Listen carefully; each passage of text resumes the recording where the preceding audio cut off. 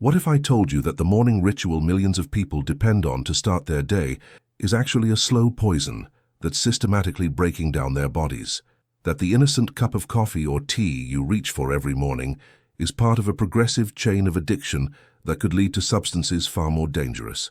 That what we casually call habits are actually chemical dependencies that Ellen White, over 120 years ago, identified as the silent destroyers of human health and character.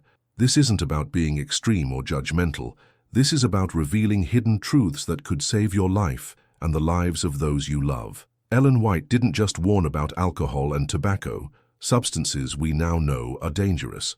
She exposed the deceptive nature of what seem like harmless everyday stimulants, showing how they create a progressive pathway to more serious addictions. What makes her insights absolutely mind-blowing is that she understood the biochemistry of addiction, the psychology of dependence, and the social consequences of substance abuse decades before science had the tools to prove her right. Today, I'm going to share these shocking revelations that expose the hidden dangers of substances you probably consider completely safe. Are you ready to discover the truth about the silent poisons that might be secretly destroying your health? Before we dive into these potentially life-saving revelations, I need you to hit that subscribe button and comment below, telling me where you're watching from around the world. This information could literally save lives, and your engagement helps these vital health truths reach people who desperately need them. Today's insights come from chapters 26 and 27 of Ellen White's The Ministry of Healing, titled Stimulants and Narcotics and Liquor Traffic and Prohibition. Written in 1905, these chapters contain some of the most prophetic and scientifically accurate information about addiction and substance abuse ever recorded. Ellen White's understanding of how these substances affect the body, mind, and spirit was so advanced that modern addiction medicine is still catching up to her insights. Let me start with something that will shock you about substances most people consider completely harmless. Ellen White wrote, "Under the head of stimulants and narcotics is classed a great variety of articles that, altogether used as food or drink, irritate the stomach, poison the blood, and excite the nerves. Their use is a positive evil." Notice what she's doing here. She's grouping together substances that most people in her time, and even today, would never think to connect. She understood that stimulants and narcotics operate on the same basic principles, even when their effects seem different. This classification was revolutionary in 1905 and remains cutting-edge today. Modern neuroscience has validated Ellen White's insight completely. Research has shown that all addictive substances, whether stimulants like caffeine or depressants like alcohol, affect the same brain reward pathways. They all trigger dopamine release, create tolerance, and can lead to dependence. What Ellen White understood intuitively, science has now proven through sophisticated brain imaging technology. But here's what's truly remarkable about Ellen White's approach. She understood the progressive nature of addiction. Listen to this profound observation. Men seek the excitement of stimulants because for the time the results are agreeable. But there is always a reaction. The use of unnatural stimulants always tends to excess, and it is an active agent in promoting physical degeneration and decay. She knew that stimulants don't just affect you while you're using them. There's always a comeback, a crash, a price to pay. And more importantly, she understood that the very nature of stimulant use tends toward increasing consumption. This understanding of tolerance and escalation was decades ahead of addiction medicine. Current research in addiction neurobiology has proven Ellen White absolutely correct. Studies have shown that stimulant use does indeed create tolerance, requiring increasing amounts to achieve the same effect. Research has documented that the crash following stimulant use is a real neurobiological phenomenon involving dopamine depletion and neurotransmitter imbalance. Now let's examine Ellen White's shocking revelations about substances most people consider completely safe. She wrote, "In this fast age, the less exciting the food, the better. Condiments are injurious in their nature. Mustard, pepper, spices, pickles, and other things of a like character irritate the stomach and make the blood feverish and impure." She understood that even common food seasonings could create an addictive pattern. She saw that highly stimulating foods create cravings for more stimulating substances. This insight about the progression from mild stimulants to stronger ones was remarkably advanced for her time. Modern research has validated this progression principle. Studies have shown that people who consume large amounts of caffeine, spicy foods, and other stimulating substances do indeed have higher rates of substance abuse. The concept of gateway substances isn't limited to illegal drugs. It includes everyday items that overstimulate the nervous system. Ellen White even understood the psychology behind this progression. The inflamed condition of the drunkard's stomach is often pictured as illustrating the effect of alcoholic liquors.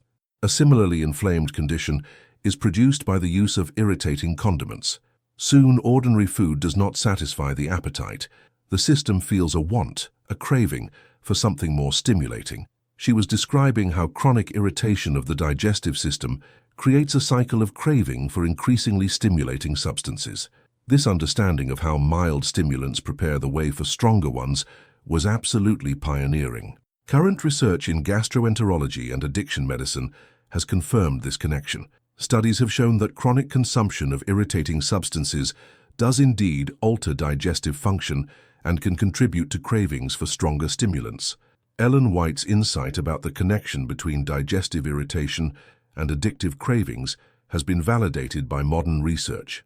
But Ellen White's most controversial insights concerned tea and coffee, substances that billions of people consume daily without a second thought. Listen to her shocking analysis. Tea acts as a stimulant and, to a certain extent, produces intoxication. The action of coffee and many other popular drinks is similar. The first effect is exhilarating. The nerves of the stomach are excited. These convey irritation to the brain, and this in turn is aroused to impart increased action to the heart and short-lived energy to the entire system. She was describing the exact mechanism of caffeine action decades before anyone understood neurotransmitters or brain chemistry. She knew that caffeine didn't provide real energy. It created a false stimulation that borrowed energy from the body's reserves. Modern pharmacology has proven Ellen White's description of caffeine action remarkably accurate. Research has shown that caffeine does indeed stimulate the central nervous system, increase heart rate, and create a temporary feeling of energy. Studies have confirmed that this energy is borrowed. Caffeine blocks adenosine receptors, preventing the brain from recognizing fatigue, but it doesn't actually restore energy. Ellen White's next insight was even more controversial. Fatigue is forgotten. The strength seems to be increased. The intellect is aroused. The imagination becomes more vivid. Because of these results, many suppose that their tea or coffee is doing them great good, but this is a mistake. She understood that the apparent benefits of caffeine were deceptive. The increased alertness and mental clarity that people experience aren't actual improvements. They're artificial stimulation that comes at a cost. Current neuroscience research has validated this insight. Studies have shown that while caffeine can temporarily improve certain aspects of cognitive performance, it doesn't actually enhance natural brain function. Research has revealed that regular caffeine users are often just returning to normal function when they consume caffeine, rather than achieving enhanced performance. Then Ellen White revealed the hidden cost of this artificial stimulation. Tea and coffee do not nourish the system. Their effect is produced before there has been time for digestion and assimilation, and what seems to be strength is only nervous excitement. When the influence of the stimulant is gone, the unnatural force abates, and the result is a corresponding degree of languor and debility. She understood that caffeine's effects are immediate because it's a drug, not a nutrient. She knew that the energy boost was temporary and would be followed by a crash. This understanding of the pharmacokinetics of caffeine was remarkably advanced. Modern research has confirmed every aspect of Ellen White's analysis. Studies have shown that caffeine is indeed rapidly absorbed and produces immediate effects through drug action rather than nutritional value. Research has documented the crash phenomenon, showing that caffeine withdrawal creates fatigue, depression, and decreased cognitive performance. But Ellen White didn't stop with describing caffeine's immediate effects. She understood the long-term consequences. The continued use of these nerve irritants is followed by headache, wakefulness, palpitation of the heart, indigestion, trembling, and many other evils, for they wear away the life forces. She was describing what we now recognize as the symptoms of chronic caffeine consumption and withdrawal. Her list of side effects reads like a modern medical textbook on caffeine-related disorders. Current medical research has validated every symptom Ellen White listed. Studies have documented that chronic caffeine use can indeed cause headaches, sleep disturbances, heart palpitations, digestive problems, and anxiety. Research has shown that caffeine does wear away the life forces by disrupting natural sleep cycles, increasing stress hormones, and depleting adrenal function.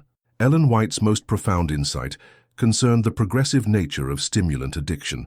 Tired nerves need rest and quiet instead of stimulation and overwork. Nature needs time to recuperate her exhausted energies. When her forces are goaded on by the use of stimulants, more will be accomplished for a time. But as the system becomes debilitated by their constant use, it gradually becomes more difficult to rouse the energies to the desired point. She understood that stimulants don't actually solve the problem of fatigue, they mask it while making it worse. This insight about the self-defeating nature of stimulant use was revolutionary. Modern addiction medicine has confirmed this principle. Research has shown that chronic stimulant use does indeed lead to a cycle where increasing amounts are needed to achieve diminishing effects. Studies have documented that stimulants can actually worsen the fatigue and depression they're meant to treat. Then Ellen White described something that sounds eerily familiar to anyone who's tried to quit caffeine. The demand for stimulants becomes more difficult to control until the will is overborne, and there seems to be no power to deny the unnatural craving. Stronger and still stronger stimulants are called for, until exhausted nature can no longer respond. She was describing caffeine addiction and the progressive escalation that can lead to stronger substances. This understanding of how innocent stimulants can create the neurological patterns of addiction was far ahead of her time. Current addiction research has validated this progression. Studies have shown that caffeine dependence is real and can involve tolerance, withdrawal, and loss of control. Research has documented that people with caffeine addiction have higher rates of other substance use disorders. But Ellen White's most shocking revelations concerned tobacco. Her insights about this substance were so accurate and detailed that they read like a modern anti-smoking campaign. She wrote, "Tobacco is a slow, insidious, but most malignant poison. In whatever form it is used, it tells upon the constitution. It is all the more dangerous because its effects are slow and at first hardly perceptible." She understood that tobacco's danger lies partly in its stealth. Unlike alcohol, which produces immediate obvious effects, tobacco works gradually, making its damage harder to recognize until it's severe. Modern medical research has validated this description completely. Studies have shown that tobacco-related diseases often develop over decades, making the connection between smoking and health problems less obvious to users. Research has confirmed that tobacco is indeed a malignant poison. The term Ellen White used accurately describes tobacco's cancer-causing properties. Ellen White's understanding of tobacco's neurological effects was remarkably advanced. It excites and then paralyzes the nerves. It weakens and clouds the brain. Often it affects the nerves in a more powerful manner than does intoxicating drink. She knew that tobacco was both a stimulant and a depressant, exciting the nervous system initially, but ultimately damaging it. Her comparison to alcohol's neurological effects showed she understood that tobacco was potentially even more harmful to brain function. Current neuroscience has proven Ellen White correct. Research has shown that nicotine does indeed have biphasic effects, stimulation followed by depression. Studies have documented that chronic tobacco use causes more widespread brain damage than alcohol in some areas, particularly affecting cognitive function and neurotransmitter balance. Perhaps most remarkably, Ellen White understood tobacco's role as a gateway drug. Its use excites a thirst for strong drink, and in many cases lays the foundation for the liquor habit. This insight about tobacco leading to alcohol use was decades ahead of addiction research. She understood that the neurological changes caused by tobacco create vulnerability to other addictive substances. Modern epidemiological studies have confirmed this connection. Research has shown that tobacco users have significantly higher rates of alcohol addiction. Studies have documented that the neurobiological changes caused by nicotine do indeed increase susceptibility to other substances. Ellen White also understood the social and environmental impact of tobacco use. Its devotees are encountered everywhere. You rarely pass through a crowd, but some smoker puffs his poisoned breath in your face. It is unpleasant and unhealthful to remain in a railway car or in a room where the atmosphere is laden with the fumes of liquor and tobacco. She was describing second-hand smoke exposure decades before anyone understood its health effects. She knew that tobacco use affected not just the user, but everyone around them. Modern research on second-hand smoke has validated Ellen White's concerns completely. Studies have shown that environmental tobacco smoke is indeed a serious health hazard, causing cancer, heart disease, and respiratory problems in non-smokers. Ellen White's recognition of tobacco as a public health issue was far ahead of her time. Her observations about tobacco's effects on children and youth were particularly prophetic. Among children and youth, the use of tobacco is working untold harm. The unhealthful practices of past generations affect the children and youth of today. Mental inability, physical weakness, disordered nerves, and unnatural cravings are transmitted as a legacy from parents to children. She understood that tobacco use could have intergenerational effects, damaging not just the user, but their children. This insight about hereditary consequences was remarkable for her time. Modern research has confirmed that tobacco use does indeed have intergenerational effects. Studies have shown that parental smoking affects children's brain development, increases their risk of addiction, and can cause genetic changes that are passed to future generations. Ellen White's understanding of epigenetic effects preceded the science by over a century. Ellen White was particularly concerned about children starting tobacco use. Boys begin the use of tobacco at a very early age. The habit thus formed, when body and mind are especially susceptible to its effects, undermines the physical strength, dwarfs the body, stupefies the mind, and corrupts the morals. She understood that nicotine addiction was particularly damaging when it began in childhood. Her description of tobacco's effects on developing brains and bodies was remarkably accurate. Current pediatric research has validated every aspect of Ellen White's warning. Studies have shown that nicotine addiction is indeed more severe when it begins in adolescence. Research has documented that teen tobacco use does affect physical development, cognitive function, and decision-making abilities. But Ellen White's insights reached beyond individual health effects to address the hypocrisy she saw in adult tobacco use.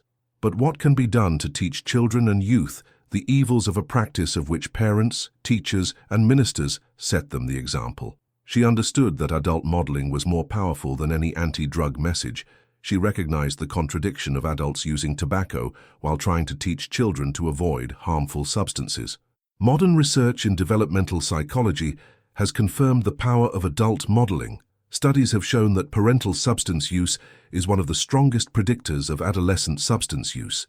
Ellen White's insight about the importance of adult example has been validated by decades of research. Now let's examine Ellen White's revelations about alcohol, insights that were so advanced they predicted many of the social problems we see today. She wrote about the alcohol industry with remarkable clarity. For the money they receive, no equivalent is returned. Every dollar they add to their gains has brought a curse to the spender. She understood that the alcohol industry profits from human misery. She saw that alcohol sales represent a fundamentally exploitative business model, selling addiction and suffering for profit. Modern economic analysis of the alcohol industry has validated Ellen White's assessment. Studies have shown that the alcohol industry does indeed profit primarily from heavy drinkers and people with alcohol use disorders. Research has documented that the majority of alcohol sales come from people who are drinking at harmful levels. Ellen White's description of alcohol's effects on the brain was remarkably sophisticated. The wine cup makes the intellect weak and confused. It inflames the passions, and this prepared the man becomes an easy prey to Satan, who stands ready to push him to any lengths in iniquity. She understood that alcohol impairs judgment and self-control, making people vulnerable to poor decisions and destructive behavior. This understanding of alcohol's cognitive effects was far ahead of neuroscience. Modern brain imaging studies have confirmed Ellen White's description. Research has shown that alcohol does indeed impair the prefrontal cortex, reducing judgment and impulse control. Studies have documented that alcohol use increases risky behavior and poor decision-making in exactly the ways Ellen White described. Her observations about alcohol's progressive nature were equally insightful. One taste of the maddening draught, and all thought of its results has vanished. The heartbroken wife is forgotten. The debauched father no longer cares that his children are hungry and naked. She understood that alcohol addiction involves a loss of the very care and concern that might motivate someone to quit. This insight about how addiction undermines its own cure was psychologically sophisticated. Current addiction research has validated this insight. Studies have shown that alcohol does indeed impair the emotional and moral reasoning that might otherwise motivate behavior change.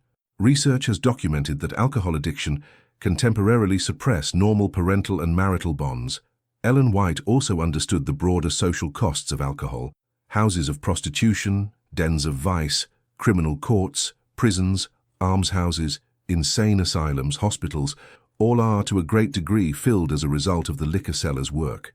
She was doing epidemiological analysis decades before public health statistics were widely available. She understood that alcohol was a major contributing factor to crime, mental illness, poverty, and social dysfunction. Modern epidemiological research has confirmed Ellen White's observations. Studies have shown that alcohol is indeed a major factor in crime, domestic violence, mental health problems, and healthcare costs. Her understanding of alcohol's broad social impact was remarkably accurate. Perhaps most remarkably, Ellen White understood the deceptive marketing practices that would become standard in the alcohol industry.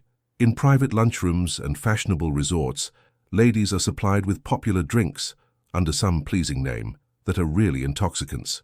She was describing marketing strategies that wouldn't become widespread until decades later, disguising alcohol content, targeting women specifically, and using appealing names to hide the true nature of alcoholic products. Modern analysis of alcohol marketing has documented exactly these practices. Research has shown that the alcohol industry does indeed use deceptive naming, targets vulnerable populations, and minimizes the alcohol content in their marketing. Ellen White predicted modern alcohol marketing strategies with remarkable accuracy. She even understood how the alcohol industry would target children. To create the liquor appetite in little children, alcohol is introduced into confectionery. Such confectionery is sold in the shops, and by the gift of these candies, the liquor seller entices children into his resorts. She was describing what we now recognize as early exposure marketing, introducing children to alcohol through candy and other appealing products to create future customers. Current research has documented that early exposure to alcohol does indeed increase the likelihood of later addiction. Studies have shown that alcohol-containing candy and other products aimed at children are part of a deliberate strategy to create future consumers. But Ellen White didn't just describe these problems, she understood their solutions. She wrote, "In relation to tea, coffee, tobacco, and alcoholic drinks, the only safe course is to touch not, taste not, handle not." This might sound extreme, but Ellen White understood something that modern addiction medicine has confirmed. For truly addictive substances, complete abstinence is often the only effective approach. She knew that moderation is often impossible once addiction patterns are established. Current addiction treatment research has validated this approach. Studies have shown that complete abstinence is indeed the most effective treatment for severe addiction to alcohol, tobacco, and other substances. Research has confirmed that controlled use is often ineffective for people with established addiction patterns. Ellen White also understood the difficulty of breaking these habits. The tendency of tea, coffee, and similar drinks is in the same direction as that of alcoholic liquor and tobacco, and in some cases, the habit is as difficult to break as it is for the drunkard to give up intoxicants. She recognized that caffeine addiction, while less dramatic than alcohol or tobacco addiction, operates on the same neurological principles and can be equally difficult to overcome. Modern research has confirmed that caffeine withdrawal is real and can be severe. Studies have shown that caffeine dependence meets the clinical criteria for substance dependence and can be as difficult to overcome as other addictions. But Ellen White offered hope for recovery. Those who attempt to leave off these stimulants will for a time feel a loss and will suffer without them. But by persistence, they will overcome the craving and cease to feel the lack. Nature may require a little time to recover from the abuse she has suffered, but give her a chance, and she will again rally and perform her work nobly and well. She understood that recovery was possible, but required time and persistence. She knew that the body has remarkable healing capacity if given the chance to recover from chemical abuse. Modern addiction recovery research has validated this optimistic view. Studies have shown that the brain and body can indeed recover from substance abuse, but the process takes time and commitment. Research has documented that natural energy, mood, and cognitive function do return after successful withdrawal from stimulants and other substances. Ellen White's broader insight was that these substance problems weren't just individual issues, they were social and spiritual problems that required comprehensive solutions. She wrote, It must be kept before the people that the right balance of the mental and moral powers depends in a great degree on the right condition of the physical system. She understood that substance abuse affects not just physical health, but mental clarity and moral decision-making. This holistic view of addiction as affecting body, mind, and spirit was ahead of its time. Modern addiction medicine has embraced this holistic approach. Research has shown that successful addiction treatment must address physical, psychological, social, and often spiritual dimensions of recovery. Ellen White's integrated understanding of addiction anticipated modern treatment approaches. Perhaps most importantly, Ellen White understood that prevention was more effective than treatment. There would soon be little necessity for temperance crusades if in the youth who form and fashion society, right principles in regard to temperance could be implanted. She knew that the best approach to addiction was to prevent it from starting. She understood that education and character development in youth were the keys to creating a society free from substance abuse. Modern prevention research has validated this approach. Studies have shown that early prevention programs are indeed more effective and cost-efficient than treatment programs. Research has confirmed that building character strengths and decision-making skills in youth is the most effective approach to preventing substance abuse. Ellen White's final insight was that substance abuse is ultimately a spiritual problem, requiring spiritual solutions. By the indulgence of perverted appetite, man loses his power to resist temptation. She understood that substance abuse weakens the very willpower and moral strength needed to overcome it. This creates a vicious cycle where addiction undermines the capacity for recovery. Modern neuroscience has confirmed this insight. Research has shown that addiction does indeed impair the brain regions responsible for decision-making and impulse control. Studies have documented that substance abuse creates neurological changes that make it harder to resist temptation and make good choices. The evidence is overwhelming. Ellen White's insights about stimulants, narcotics, and addictive substances were not just morally motivated opinions. They were scientifically accurate predictions about how these substances affect human health, behavior, and society. Her understanding of addiction neurobiology, progressive dependence, and social consequences was decades ahead of medical science. But perhaps the most profound aspect of Ellen White's teaching is her understanding that these aren't just health issues, they're character issues. She saw that what we put into our bodies affects not just our physical health, but our mental clarity, emotional stability, and moral strength. The question she posed over a century ago remains urgent today. Will you choose substances that enhance your natural capacities, or will you accept the false energy and temporary pleasure that comes at the cost of your long-term health and character? Ellen White showed us that the path to true vitality doesn't come from artificial stimulation, but from working with our body's natural systems.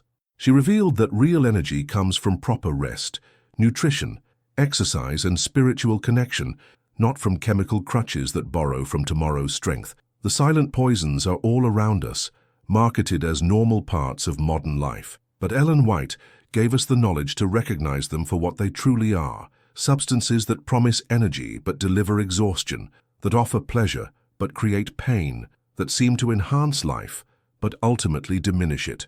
The choice is yours. You can continue consuming these hidden poisons, accepting their temporary benefits while ignoring their long-term costs. Or you can embrace the path Ellen White illuminated, a life of true vitality based on natural principles that enhance rather than exploit your body's amazing capacity for health and energy. Your body is a temple, as Ellen White taught. Every substance you consume is either honoring that temple or defiling it. The hidden dangers have been revealed. The truth about these silent poisons is now clear. The only question remaining is, what will you choose?